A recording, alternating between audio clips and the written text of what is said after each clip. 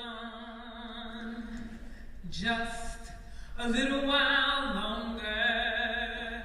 Hold on just a little while longer. Hold on just a little while longer.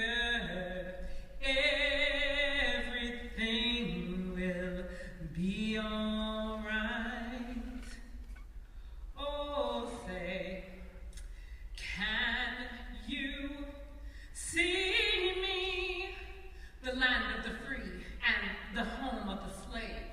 The land of the free and the home of the slave. I have 2 minutes and 120 seconds to tell you that higher ed was not built for the masses, and that filling up our classes with the world's elite ensures that the whole thing is just going to blow. I have 100 seconds and counting, and the access and equity gap is mounting, and the world acts like we just don't know what to do. We can start by realizing that providing free health care and affordable housing are important steps towards making sure that no child is left behind. But thanks for the reminder that most policies don't even include those students who have to sign or whose first language may be Spanish or might have almost vanished, like the Anishinaabe people who are victims of genocide. I have 60 seconds to tell us that all of our issues are related, and that no matter how we state it, the isolation bomb, it must be detonated. You see, capitalism is tricking us into consuming our own destruction and buying into racism and evil social construction. I have 30 seconds of information to stop the bomb of inequity and degradation by transforming higher education at Wesleyan and in this nation. We can start by offering free and equitable education and interrupt a meritocracy that we call a democracy, but is really affirmative action for the rich. I have 20 seconds to tell you that the SAT was not designed for people who look like me, and that it is not the only indicator of success. My last seconds to say the system is a mess. Oh my goodness, I'm almost out of time. But if we work together, the system can be more than better. So I want to put my 2 minutes with your 2 minutes and multiply it by 1849 to increase all of our time. Now we have 3,698 minutes to change the world, and that should give us plenty of time. Welcome, welcome.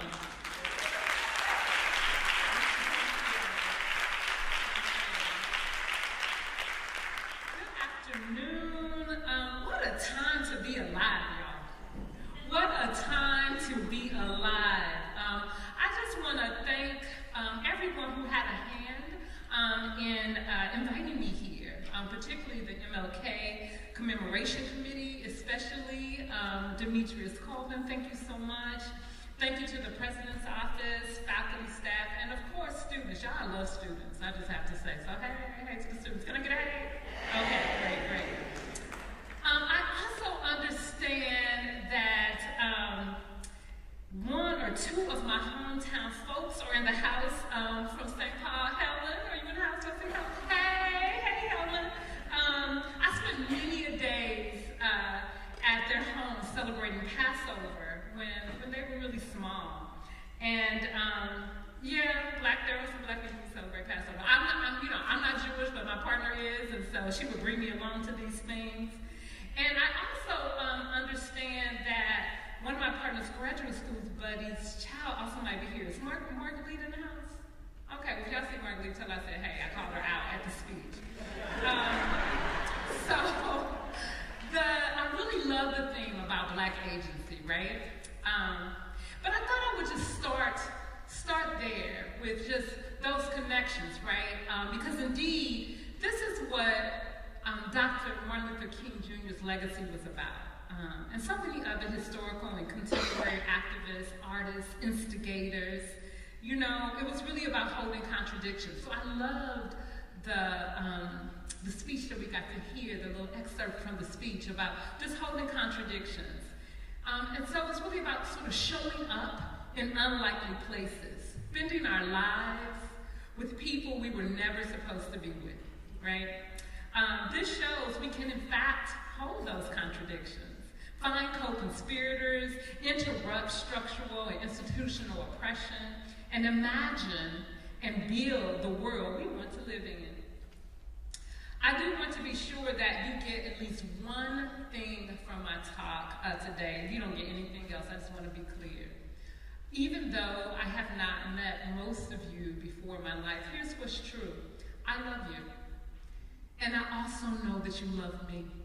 Because that's what's really true about who we are as human beings, right? Now, it's true sometimes we can't show it, you know? And so you might see me, you know, somewhere else and be like, I thought she said she loved me. She is not acting like that now, right? So just forgive me,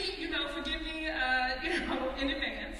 But it still does not change the fact that that's who we are, right? And that is really what the legacy of Dr. Martin Luther King was. It's like showing up in love despite.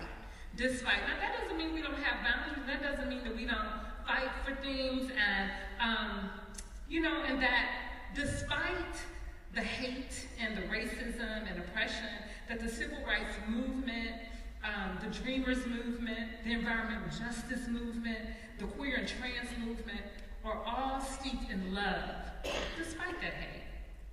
That is where we're moving from. This is the place where I enter. There is so much heartbreak, y'all. There's a lot of heartbreak, but it's also a lot of joy. It's both, right? This work is about living in that paradox. And we are moving, indeed, from hollering to healing. So I want to tell you a little bit more about myself. So I grew up in East St. Louis, Illinois. Not to be confused with St. Louis, Missouri. I always tell people you have to buy a vowel. It is definitely East St. Louis. I wouldn't want to be from anywhere else in the world. And like many places like East St. Louis where there is a great deal of poverty, there's lots of hard and harsh things that happen. There's a particular kind of narrative that gets developed about what that place is and who comes from there. And people often ask, like, how did you get out of there? I'm like, what do you mean? There's no other place in the world that I would like to be from, because it's in that place that I learned how to live fully, how to question assumptions, how to write my own narrative. And so I'm very, very thankful for that. So I'm a healer. What does that mean? Actually, I think we all are healers, and so I hope by the time that I'm done, I would have convinced you of that, right? That because we have so much power to heal ourselves and someone else by listening, we don't get touched in very loving and kind ways enough. We spend a lot of time in isolation, and so it can just help to be able to be connected to folks. And so what does it mean when we talk about healing justice and being a healer?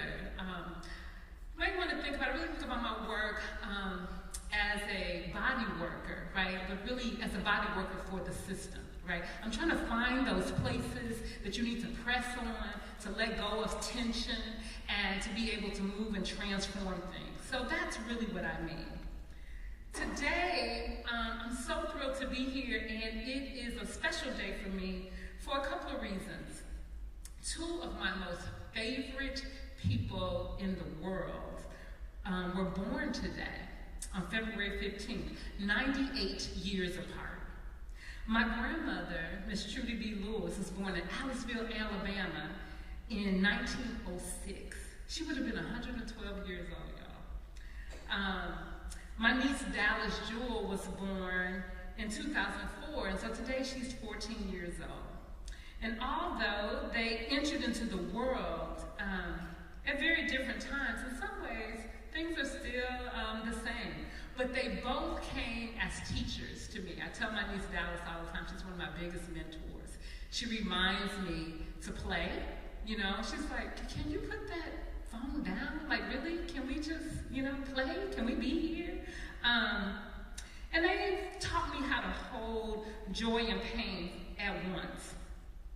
And what I've learned about joy and pain and their paradox is that they really run from the same faucet, right? And so when we try to not look at the pain and we try to shut it off, we're also shutting ourselves off for pain. When my grandmother passed away in 1992, she had 33 grandchildren. 33, y'all. I'm not finished. And 44 great-grandchildren. And so here's the business. Each of us claimed that we were her favorite. right? Now, I really was, but I let them, I let them think that they were. But she had a gift for really seeing us in our full humanity, right? And so when we were there with her, that she could communicate her deep love and affection for us, even if she was having to be stern or harsh about something, that there was a way that we still knew. And this is a lesson, it's a practice, right, on how we are able to move from hollering to healing, to look at each other and to see our full humanity. She was an amazing woman. So she had a 4th grade education, but a PhD in wisdom.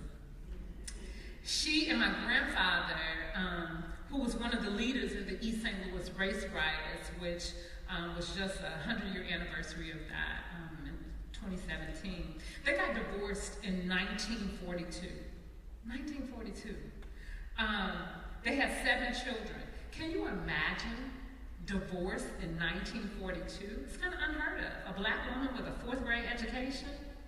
But the kind of violence that my grandfather endured, fighting for justice on the front lines during the riots, and as one of the first black men to work for Monsanto, he also ingested the fumes of injustice, right?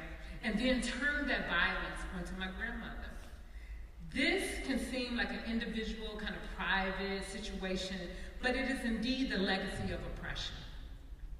And how it plays out structurally and then seeps into the everyday lives that we live, right? We just don't talk about it, right? And so what I often like to say, we're only as sick as our secrets, right? We're only as sick as our secrets. So as we begin to talk about things. But that is the legacy we are fighting against now with our current day movements that cause us to look back and examine and question. My grandmother did not have the agency or the language to say she was a feminist, but I know she was. There were no Me Too movements during her day. But she took her human spirit and dignity and got out. And my grandfather continued to fight for justice in the community despite the terror that he evoked at home. And that's the contradiction, right? That's what we live with. And indeed, the personal is political, right? As held up by the second wave feminist movement, right? We're trying to really hold both things. And so the work of the civil rights movement was not a single issue movement, and that is still the case today. When I was growing up in East St. Louis in the 70s and 80s, people would often ask me why I always talked about my father. I was always like, my dad. They're like, why do you always talk about your dad and never talk about your mom? Well, my mother passed away. She died of cancer, likely from ingesting the fumes from the Monsanto plant that was, just next door to East St. Louis. So I just was like, people would say, well, why you never talk about it? And they're like, oh, I'm really sorry that that happened. And I used to say, well, it's okay, I didn't know her. I was 7 months old when my mother passed away. But I stopped saying that 14 years ago after my niece Dallas was born. Because I would hold her and I would have her, and my sister, I remember this one particular day, had to run to Target. And, she was like, will you keep Dallas? I'm like, sure. So she leaves, and Dallas just starts screaming. She's like hollering, like nothing is, she's eaten, she's changed, like everything is fine. I'm like, what is the problem? And she just cried and cried and cried. And my sister came back, and less than an hour, and when she heard her voice, she stopped crying, right? And she was about 5 months old, and I said, I stopped saying I didn't know my mother, because Dallas taught me that in fact I did know her, and that, perhaps I screamed and I hollered, but one day I stopped, and I stopped saying that I did not know her. But it taught me a really huge lesson about holding contradictions.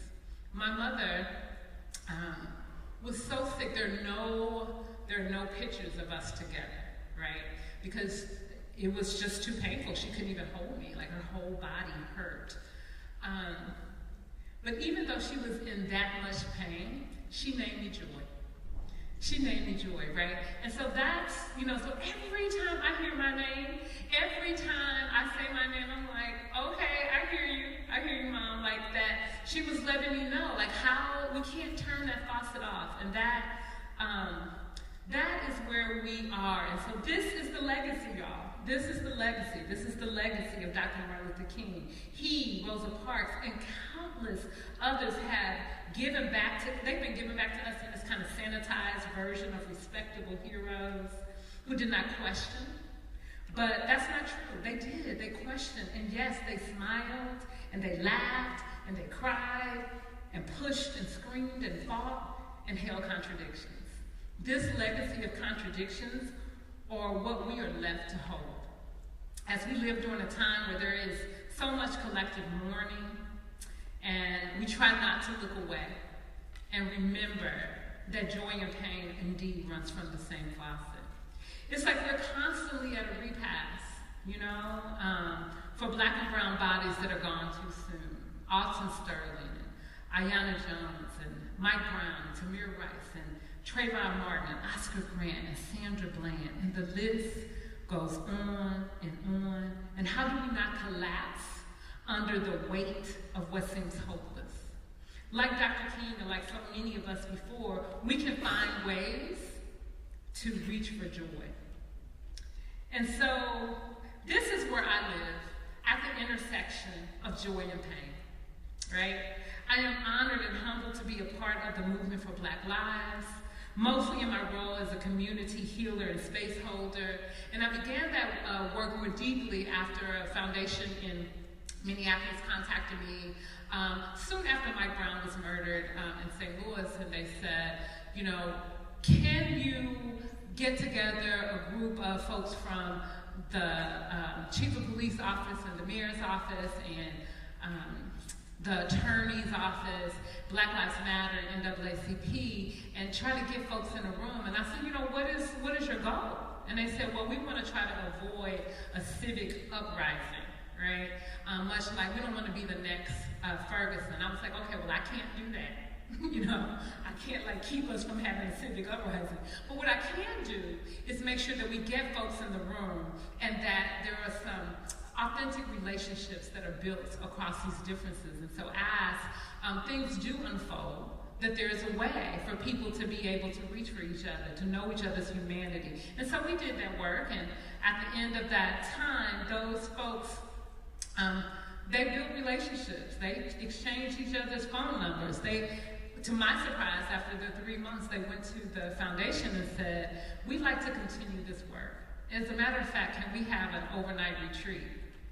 I was like, are these the same people that were up in there not really feeling each other? But that's what they wanted to do. And they asked if I could facilitate that and be with them. And so we made that decision to do that. And then 3 days later, Jamar Clark was murdered in Minnesota, right? And so there wasn't an overnight retreat, not right away. It took about 6 months or so. But that, that kind of work is where we have been moving from. And so as I thought about the thing from Holland to healing and moving Black to the future, so many of us are excited about the premiere of Black Panther tomorrow. I mean, right.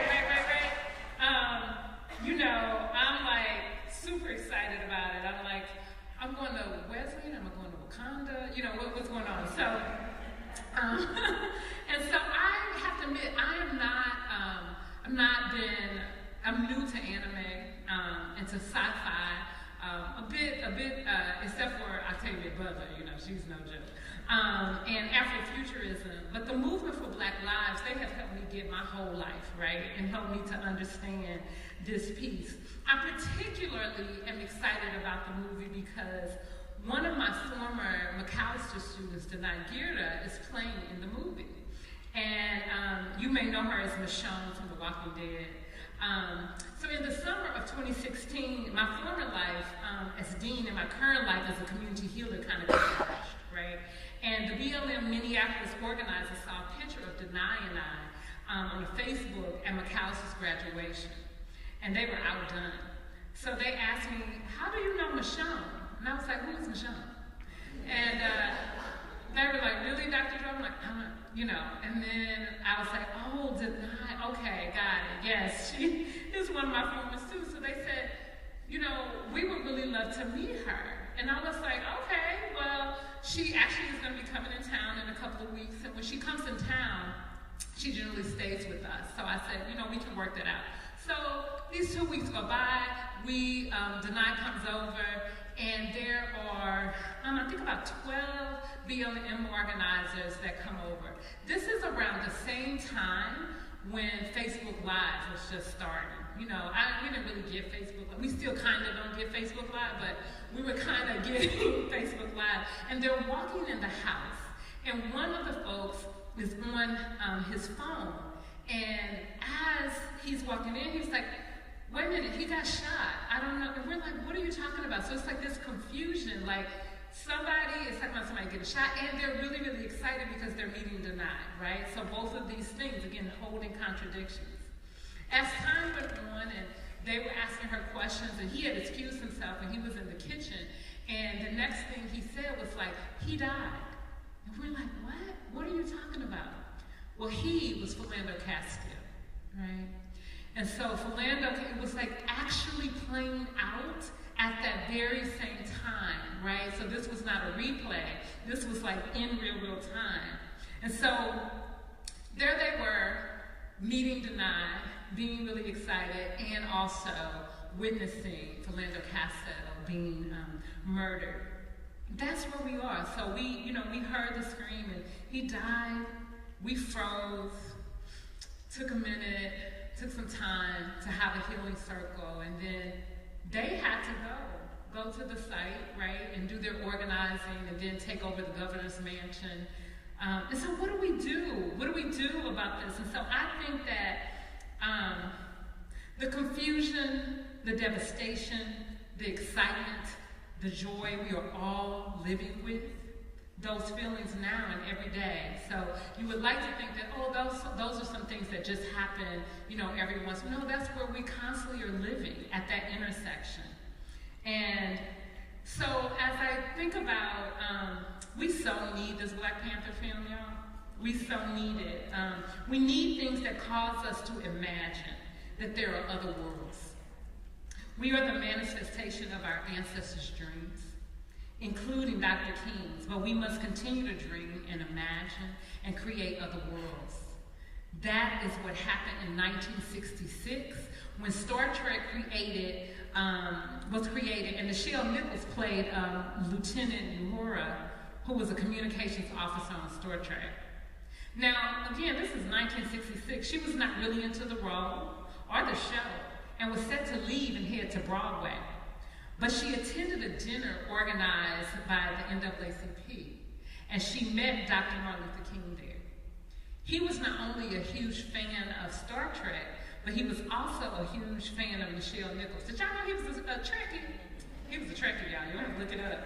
And he was really a fan of the role that she played because she was one of the only Black women on television at that time that was playing. She was a lieutenant, right? She wasn't playing a domestic worker. She wasn't playing. So he was like, you got to stay on this show. And he actually convinced her to not leave and stay, right? So these stories, these movies, shows evoke Black agency, finding freedom. 1966 was a big year. It's a year that Marvel introduced the character Black Panther, and it's also the year that the Black Panther Party was introduced, right? So it is not new for us to dream and imagine new worlds, and we will do that once again tomorrow when the movie comes out. May we see a Wakanda here on Earth in our lifetime. Wakanda is the most technologically advanced country on Earth, y'all, and it has never been colonized by any European nation. I'm just saying, can you imagine? Black Panther is immune from all diseases and is the richest man in the Marvel universe. Check it out and learn more so we can all dream of other worlds. So as I close, I leave you with this blessing. Black to the future. Yes, Yes, yes, my soul says yes, yes, yes, yes, yes. A blessing as we go black to the future. Let the clouds be our tables and the moon be our candles. Will we hang our crowns on the stars? Yes, yes. Come bring our spaceships disguised as our bodies, because we've been taking trips to the moon and them for ages. Let them hover over the universe. Come sit on these chairs that are really laps of our ancestors who keep holding us up. May our X-ray vision pierce through these walls and the stories and potions of liberation be seen as clear as these pictures. May we sprinkle stardust in eyes and on our food as seasoning and healing for our bodies and minds. Let the clinking of silverware be heard as laughter. May we never tire but float like the atoms. May the locks fall off the prisons and the gates be open and we have a bonfire with the steel. May our stomachs be full, our hearts be well, and our bodies be free of disease. May we be too elevated for high blood pressure. AIDS, meaning amazing incubator, declared strong as our wombs. Birth a new reality of songs and dancing and poetry and ecstasy, where all of our black lives and all of our black bodies be black joy, and so it is. Let us go black to the future.